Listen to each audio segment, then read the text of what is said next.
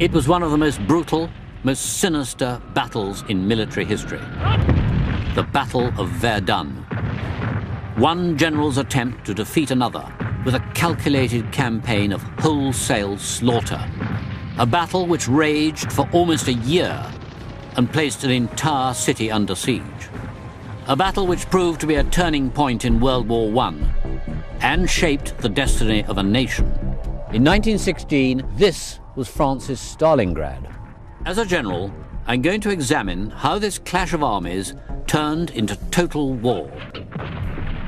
If they posed a threat to Verdun, he could simply kill more and more Frenchmen and bleed the French army white.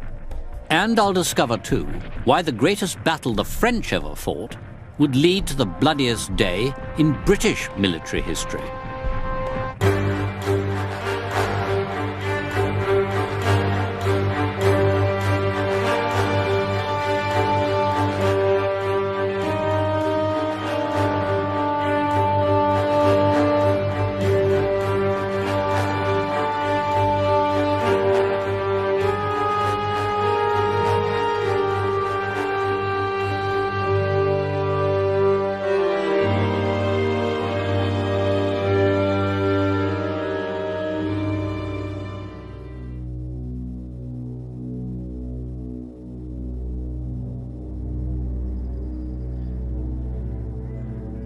I have commanded troops in battle. During Britain's war with Argentina over the Falkland Islands, I was a brigade commander. It was my job to take tough decisions, to order men to kill, and perhaps to be killed. Then I had a clear goal, to defeat an invading army, but inflicting huge casualties was not part of my agenda. What happened here was totally different. The battle unleashed by German General Erich von Falkenhayn in February 1916 was extraordinary, in that his only goal was to kill, not to capture ground. The fighting prompted acts of extraordinary heroism and also prompted slaughter on a terrifying scale. Very nearly 1 death per minute, night and day, for the entire 10-month duration of the battle. Verdun became a symbol of the French will to resist, and what happened here determined the course of the war. 90 years on, for many French men and women, Verdun still has an iconic significance. But what bearing does it have on that titanic struggle which looms so large in British history? The Battle of the Somme, which began in July 1916. In my view, it is impossible to understand one without studying the other. How was it that the Battle of Verdun led inexorably to hundreds of thousands of British casualties on the Western Front? I mean to cast a soldier's eye on the strategy and tactics of these huge battles, to offer a glimpse inside the minds of the generals who fought them. From February to December 1916, Verdun became the most heavily bombarded place on Earth. To me, these pictures suggest Berlin, Hamburg, Germany 1945, after years of pounding by Allied heavy bombers.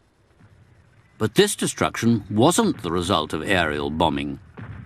It was caused by German artillery shells, each one of them loaded by hand, aimed, and then fired, sometimes from a distance of 25 miles. Verdun's a tiny city. Some people would call it a town, with only 22,000 inhabitants, then and now. During just one 4-month period of the battle, 24 million shells were fired by German and French artillery in the Verdun sector. That's more than 2 shells every second, night and day. Why was this whirlwind of destruction unleashed on a charming little city like Verdun?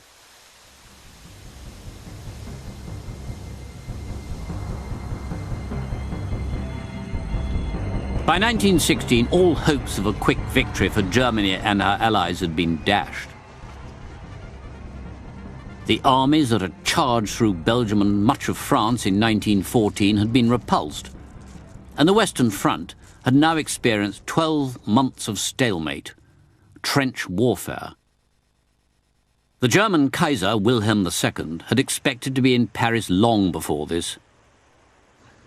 Falkenhayn, his commander-in-chief, needed to renew the pressure on the French, to crush them. But where and how? It's the answer to that question that makes the saga of Verdun especially poignant and especially sinister.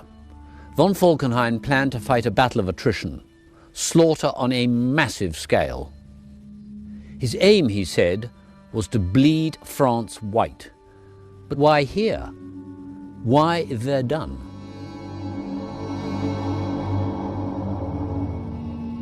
Situated in northeast France, close to the German border, Verdun had several times in history been a battleground for these two warring nations. Most recently, it was the scene of a heroic siege in the Franco-Prussian War of 1871. Only after Paris had capitulated did Verdun surrender. Falkenhayn knew that if they posed a threat to Verdun, that because of its mystical, almost religious significance to the French, they would defend it come what may. It actually made very little military sense to hang on to Verdun, but he knew that they would. And to defend it, they would feed in more and more and more troops. So as long as he kept threatening it, he could simply kill more and more Frenchmen. Verdun was to be the bait in a gigantic trap. Falkenhayn reckoned he could use mainly artillery to pick off the newly arrived defenders in their thousands. His utterly chilling calculation was to achieve 5 dead Frenchmen for every 2 dead Germans. The French believed Verdun to be invincible. The city itself was heavily fortified, but huge sums had also been spent constructing a ring of forts between 3 and 10 miles from the city boundary. I've come to one of those forts, which were designed to protect Verdun. This is Fort Douaumont, showing the signs of the incredible pounding it took during the battle. It's the largest of the forts, and in 1916 said to be the strongest fortified position in the entire world. You can see from up here why it's so important. At about 1,300 feet above sea level, it's the highest point within about a 20-mile radius and forms part of what soldiers call the vital ground. What's visible on the outside barely indicates how large and powerful the fortress was. Deep below these grassy slopes are a massive roof comprising a layer of concrete. Below that sand, then stone, altogether 30 feet thick, and all designed to withstand plunging shell fire from long-range enemy howitzers or siege artillery.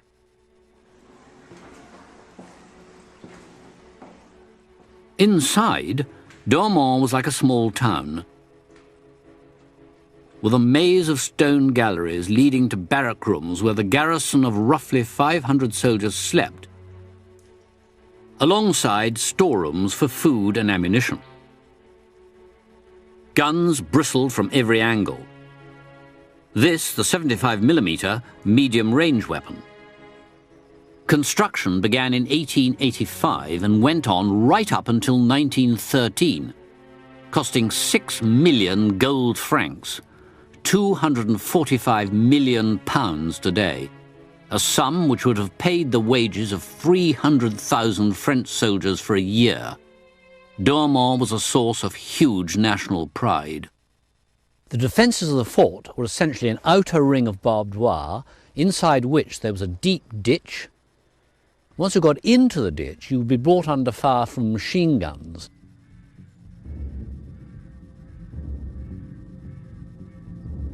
On the roof, more artillery in rotating steel cupolas.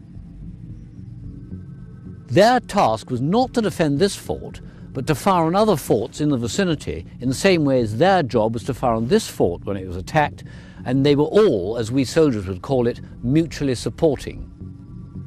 The battered hulk of Fort Douaumont is just visible from the top of its smaller neighbour, Fort Vaux.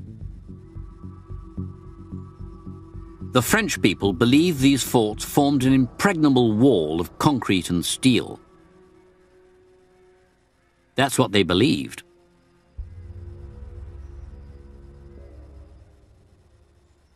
Despite its key position, Verdun had been enjoying a relatively quiet war.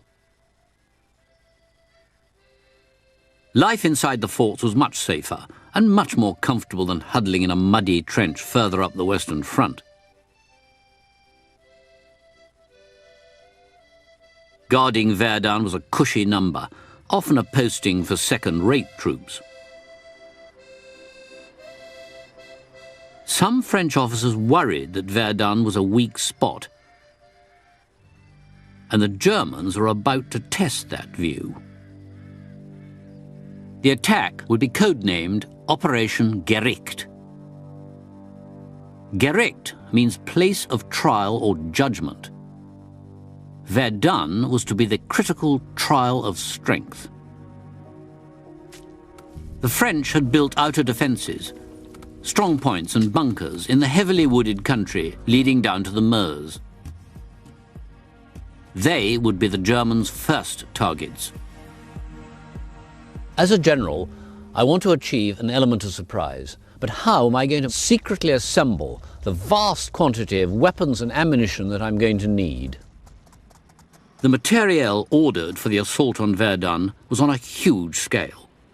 The Germans brought up over 850 artillery pieces, including railway-mounted siege guns. A key factor in the decision to target Verdun was the excellent German railway network in this zone. Munitions factories had turned out some 2.5 million artillery shells simply for the initial phases of the bombardment and assault. Getting these to the front line, let alone the men, required 1,300 train loads, a massive and highly visible exercise in logistics. Today, I'd be supplied with a mass of surveillance data from aerial reconnaissance, from unmanned, remotely controlled small aircraft known as UAVs, and from satellites. The Germans had seized the initiative before the battle began and largely cleared the skies of French reconnaissance planes.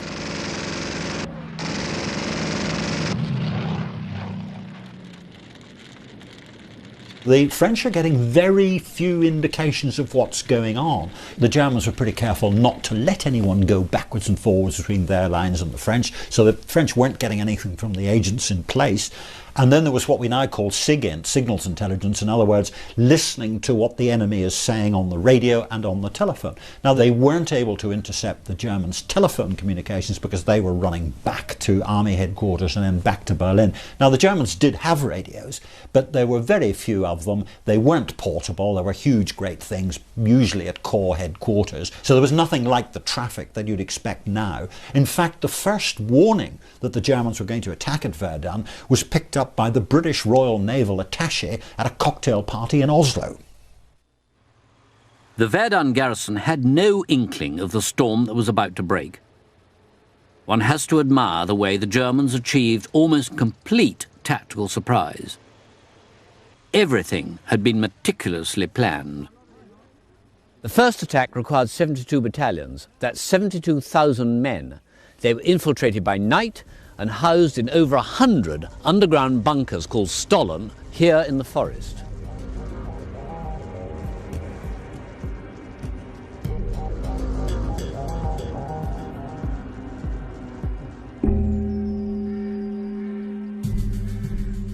With this huge force poised to attack, the Germans hit a last-minute snag.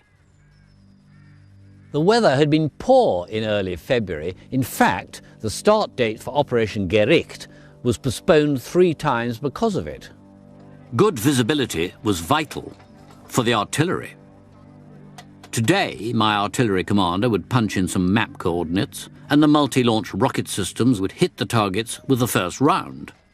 In 1916, artillery had to be directed largely by sight. They might raise a tethered balloon with a telephone line running back down to ground for the spotter to notify the fall of shot. But this needed calm weather and clear skies. Finally, on Monday, February the 21st, 1916, visibility. It was time to attack.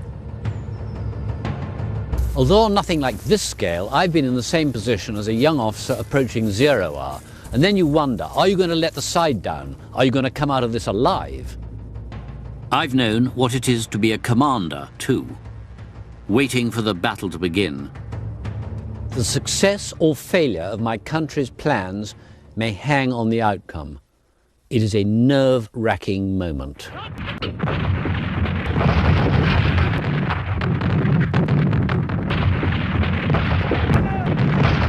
The shelling of the city began at precisely 7:12 a.m. The first of the many millions which were to fall. A round from a long-range 15-inch naval gun hit the cathedral.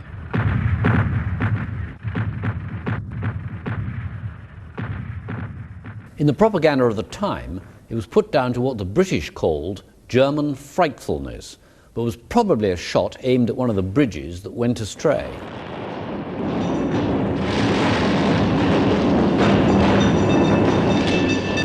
The next salvo did better, crashing down on the railway station.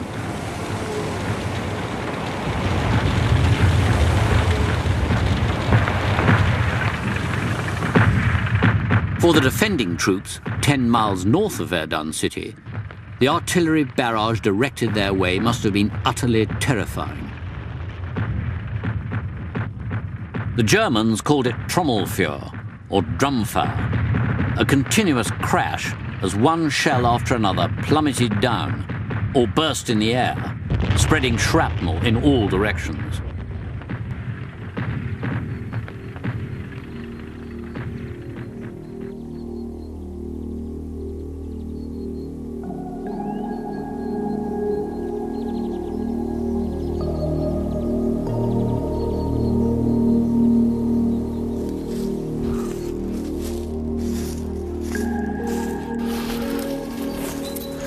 Every one of these dips and hummocks is a shell hole, 90 years old. The trenches, where men huddled for protection from the devastating barrage, still snake their way through a newly grown forest. Every tree was turned to matchwood by the shell fire of 1916.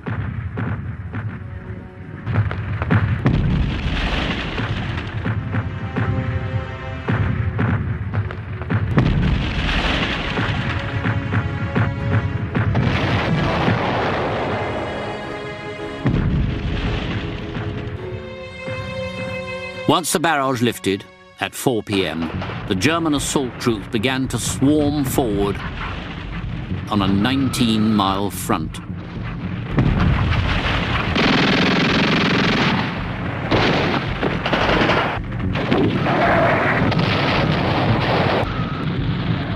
A flamethrower attack on men of the French 51st Division wreaked havoc, sending them back in total disorder, many of them with their hair and clothes on fire.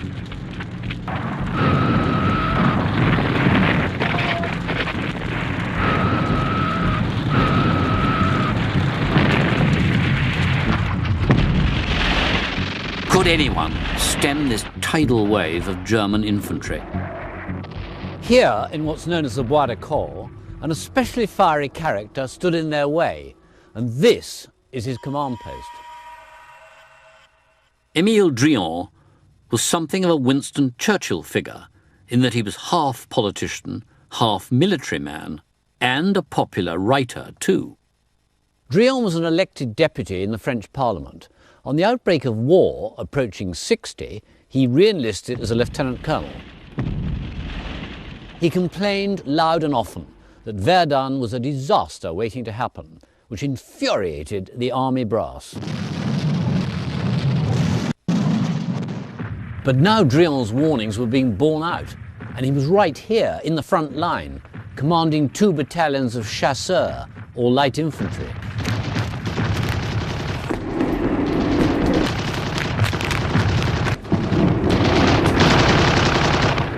Drion had 1,200 men confronting 10,000 assault troops from the German 21st Division.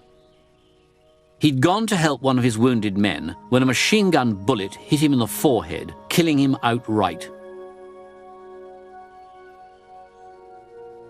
He hadn't been able to delay the advance by much, but the story of Drion's last stand certainly served to inspire the rest of the army.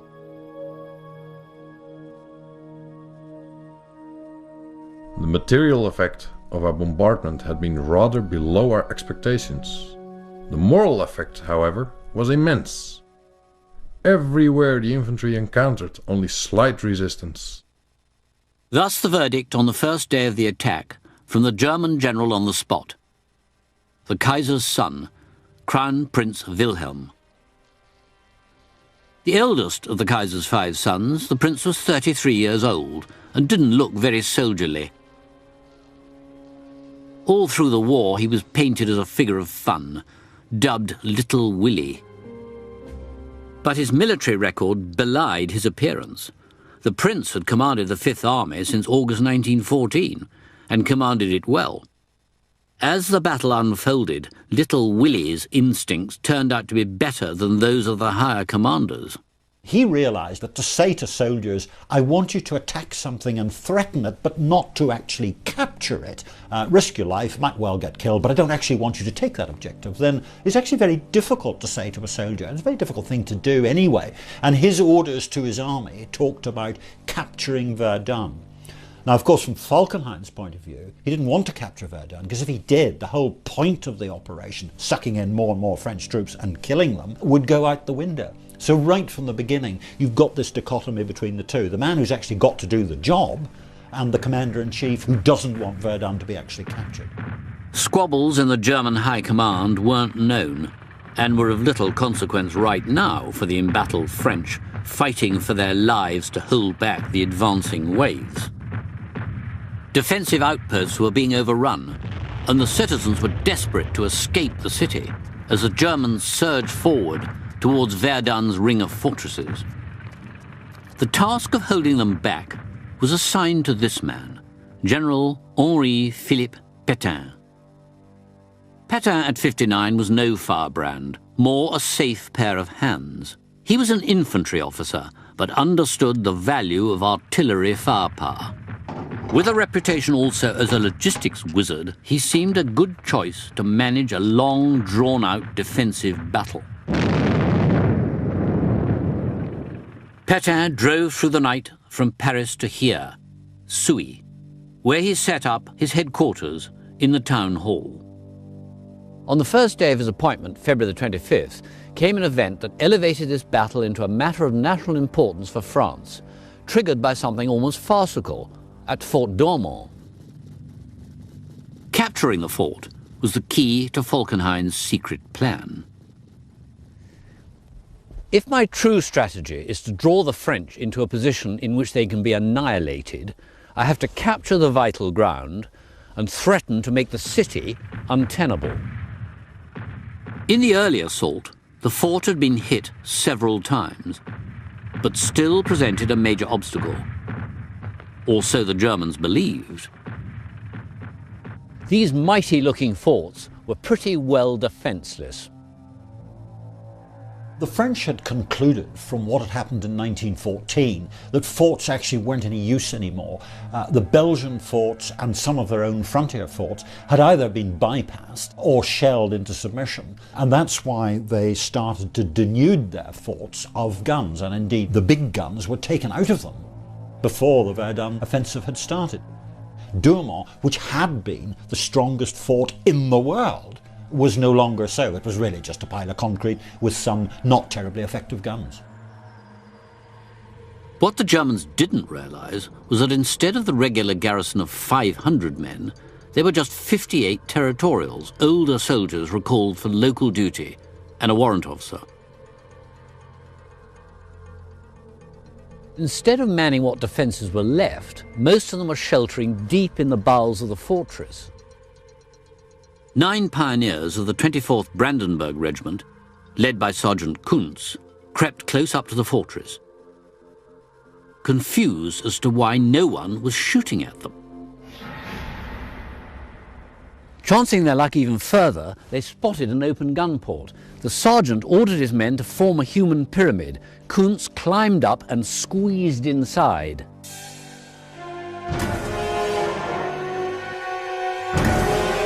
Before long, more German soldiers appeared, some 90 troops in total. They spread around the galleries, and the horrified French gun crews put their hands in the air. The mightiest fort in France had fallen without a shot being fired. In Verdun city there was panic. One officer ran amok, shouting, "Sauve qui peut, every man for himself." He was quickly arrested. The unthinkable had happened. The Crown Prince had seized Dormont. Germany was winning. Not just this battle, maybe the war.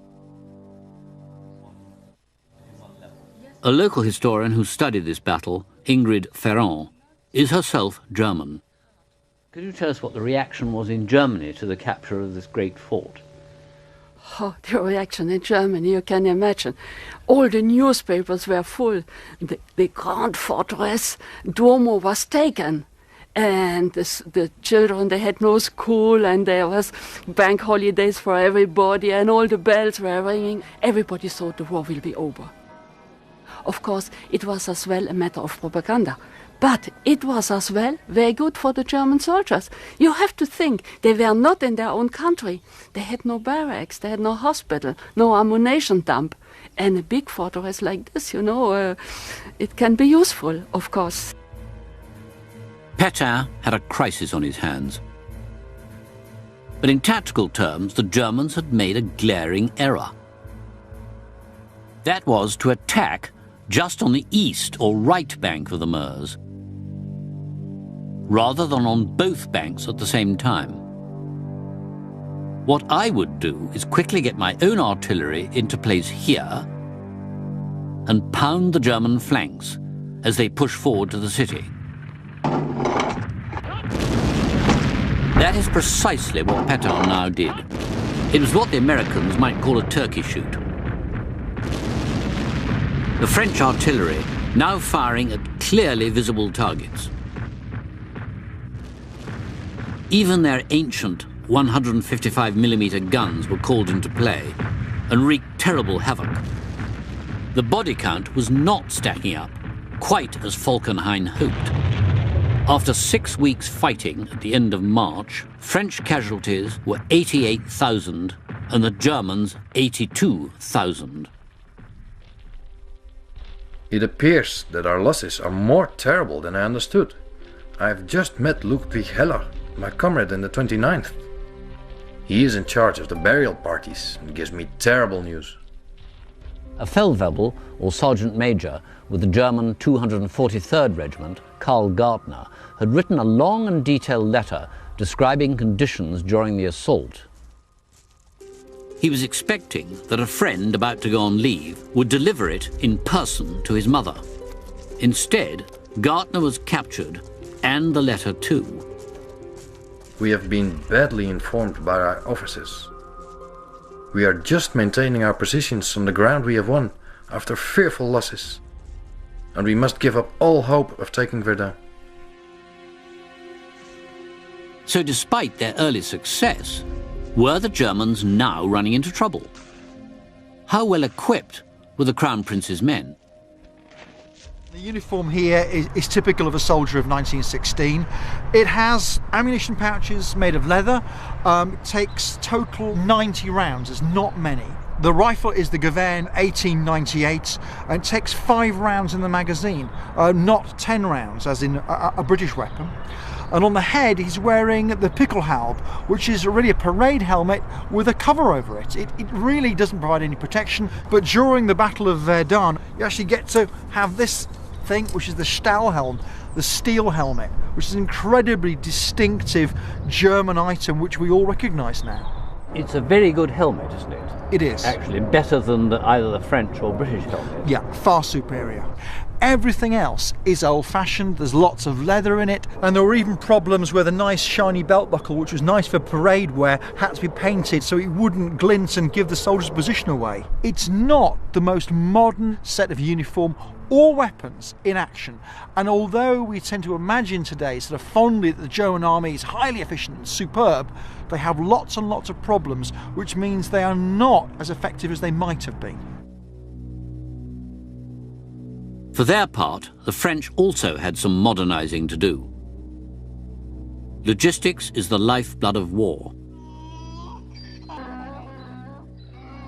When Pétain took command, his position was desperate. He needed an efficient way of channeling men and materials into Verdun, what the military call a main supply route.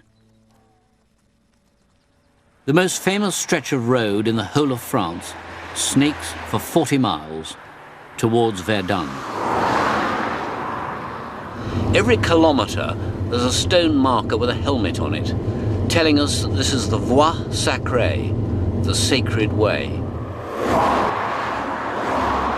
That's the name which was given to the road to Verdun, since the men and material which moved along it would have to save the city, perhaps the nation, from defeat. Pétain gave top priority to improving what had been a narrow, twisting road. He divided the section between Verdun and the regional capital, Bar-le-Duc, into 7 cantons, each with its squad of road builders. Broken-down vehicles were just dragged aside so as not to halt the traffic. The whole of France was scoured for spare trucks, including those which had hitherto delivered groceries for the Paris fruit and veg market. The Voie Sacrée was a never-ending convoy stretching for mile after mile. At its height, a vehicle or baggage wagon passed a given spot every 14 seconds, night and day.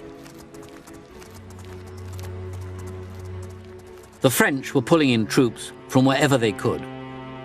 Colonial forces from North Africa, from Senegal, from Indochina. Some to fight, others to work as labourers on the Voie Sacrée. The French couldn't afford to let up, but then neither could the Germans. They saw Verdun as the key to winning the war. What was Germany's long-term strategy? Her key enemy was not France, but Great Britain, or England, as Falkenhayn would have said. The Germans initially hoped that the British would not come into the war.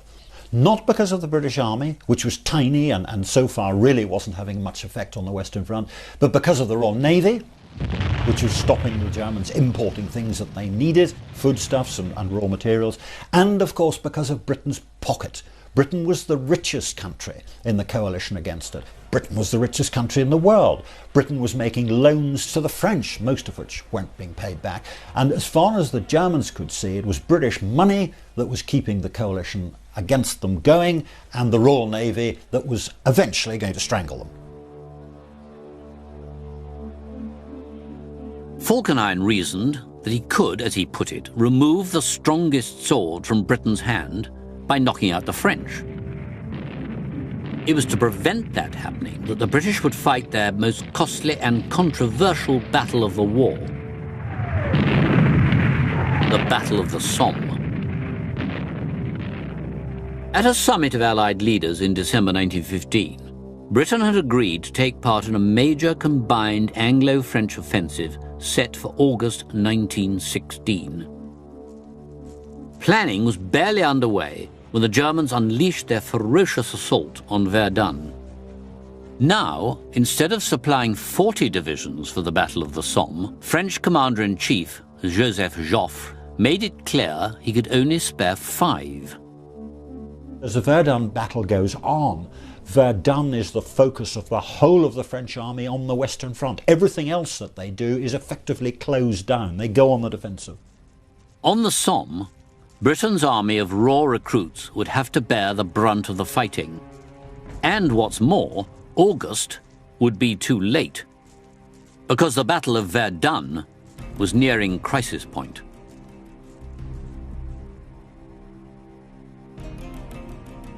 Morthomme, or Dead Man's Hill, lies 7 miles northwest of Verdun. The name turned out to be very prescient. It's around there that some of the bitterest fighting took place from March until almost the end of May. The Germans had recognized that the decision to attack only on the right bank of the Meuse was a serious error. Now they planned a renewed double-pronged assault to take this hill on the left bank and the next fort in the chain, Fort Vaux, on the right bank. As so often happens in war, in order to get from A to B, you have to go via C. And as the Germans began to fight their way onto Le Morthomme over there, they came under intense artillery fire from French guns on Hill 304 over there.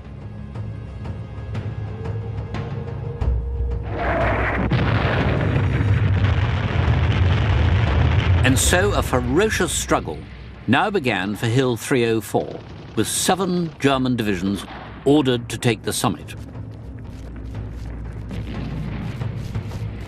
The Germans attacked in big columns of 500 men, preceded by waves of sharpshooters. It is absolutely impossible to describe what losses the Germans must suffer in these attacks. Nothing can give an idea of it. Under the storm of machine gun, rifle, and artillery fire, the German columns were ploughed into furrows of death.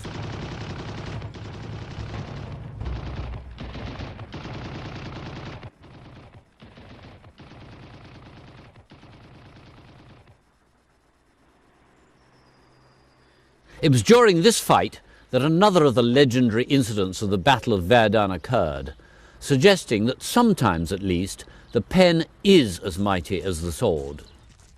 The Voie Sacrée ran right beneath Pétain's office window in the high street of Souilly. He would stand on the balcony and watch the troops passing, knowing that by the end of May 23,000 men had died, 54,000 were missing, 75,000 were wounded, 152,000 casualties in 3 months. But the enemy was suffering too. With the Germans now taking a severe pounding at Le Morthomme, Pétain issued his famous order of the day, which reads, in part, The furious attacks of the soldiers of the Crown Prince have broken down everywhere. Honor to all. Courage! On les aura. It's those last 3 words which went down in history, on les aura, loosely translated in soldiers' language. We'll have 'em.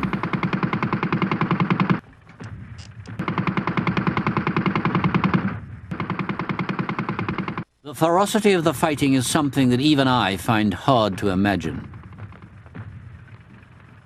This is Fort Vaux, the scene of such intense combat that the stone and concrete facade came to look more like a series of caves.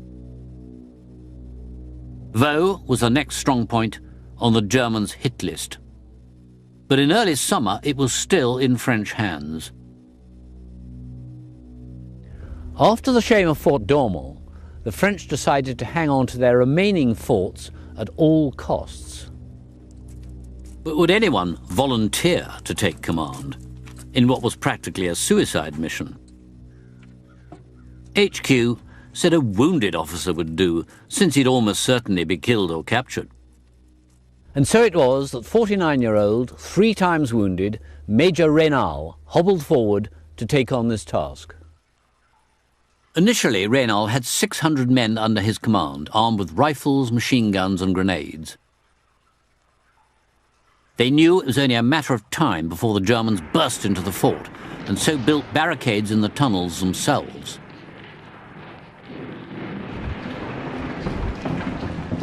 The Germans fought their way into the outer galleries, and then a terrible battle began, lit by flashes of gunfire. There were explosions of grenades, and with horrific results, flamethrowers. An even more powerful enemy now threatened the French. The level of drinking water in the fort's cistern had been wrongly measured, and now the defenders were on the brink of dying of thirst.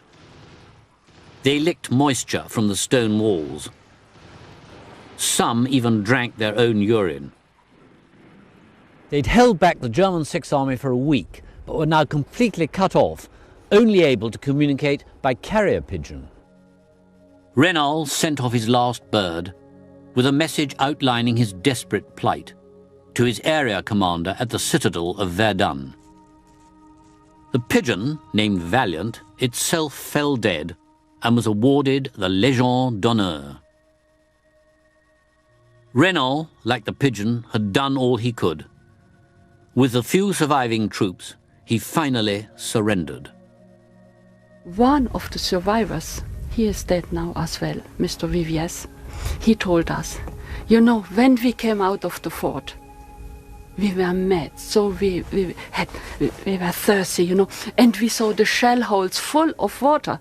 We went in, all our head in the water, we drank, and just afterwards we saw there are dead bodies in already. Reynal was photographed with his captors and taken to meet the Crown Prince, who presented him with a sword of honour. But the prince perhaps had other things on his mind. The conflict at the top of the German High Command had begun to unravel.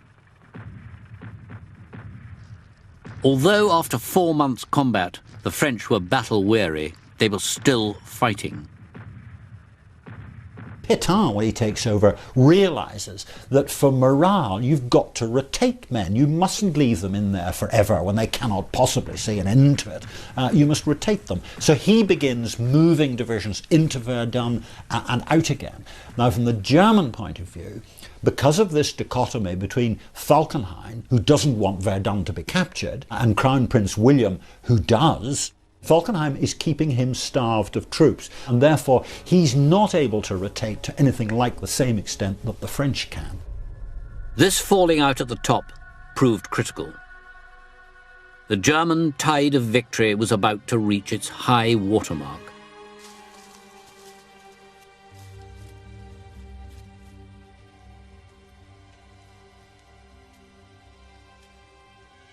Their next key target was here, Fort Souville, only 3 miles from Verdun itself. On the 22nd of June, the Germans employed a new tactic.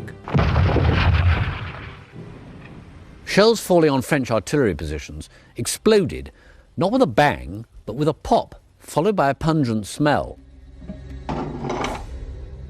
Gas. But the defenders were prepared. Gas had been used by the Germans in other sectors previously, and most of the French troops had been issued with gas masks. Or if not, had devised their own. On this occasion, the French gas masks worked quite well. The attack was on too narrow a front, and although the French line was badly dented, it held. The main body of German troops tried to battle their way through the French defence lines, coming within 1,000 yards of Fort Souville, but were then halted. Only a small contingent from the 140th Regiment reached the top of the fort, from which at last they could see the spars of Verdun glinting in the valley below, but they were driven off. The tide had finally turned. Soon, the Germans would be on the defensive, not just here, but on the Somme. On the 1st of July 1916, the long-planned Anglo-French offensive had begun. Despite almost 60,000 Allied casualties on the opening day, and heavy losses thereafter, it was clear to the Germans that this was the big push that had been rumoured for so long. Verdun was no longer centre stage. On July the 12th, the offensive at Verdun was abandoned. Falkenhayn's strategy of slaughter had proved as deadly for Germany as it had for France. In August, he was dismissed.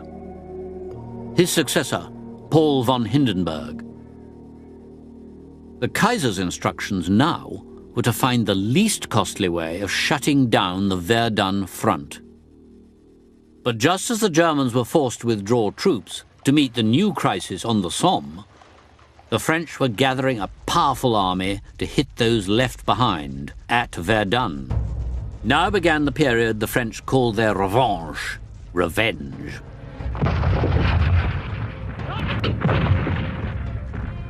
Eight and a half French divisions, 60,000 men, prepared to force the Germans back from the ground they'd won, especially Fort Douaumont.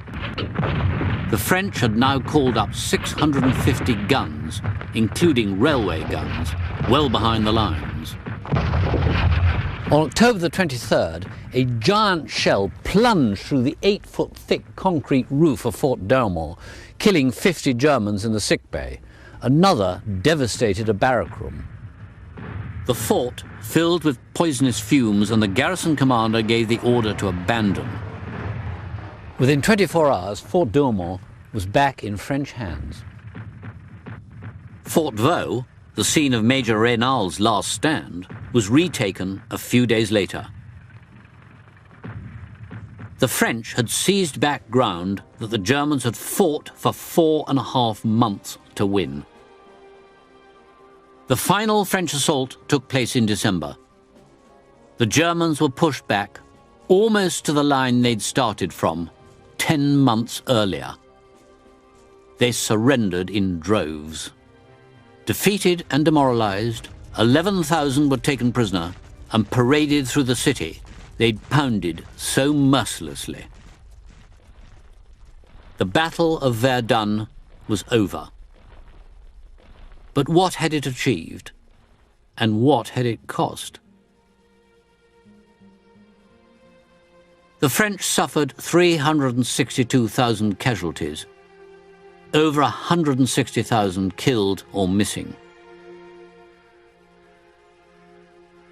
German losses were almost of the same order. 337,000 killed, wounded or captured. This was not the equation Falkenhayn had expected when he launched his total war. For France, at first just grateful to have survived, there were consequences no one could foresee. The experience at Verdun left an enduring wound on the psychology of the nation. Lieutenant Raymond Joubert, who died here, summed it up. They will not be able to make us do it again another day. The following year, the exhausted French army came close to mutiny. It was the British army who now took the main offensive role, which led to ultimate victory. Pétain is remembered now rather as the leader of the shameful Vichy regime after Germany's conquest of France in World War II. But that is to leap forward one generation and one war. In 1916, the heroic, stubborn defense of Verdun not only saved France, but determined the course of World War I. It was a battle which produced all kinds of heroic utterances. To borrow a phrase from a little later in history, this was their finest hour.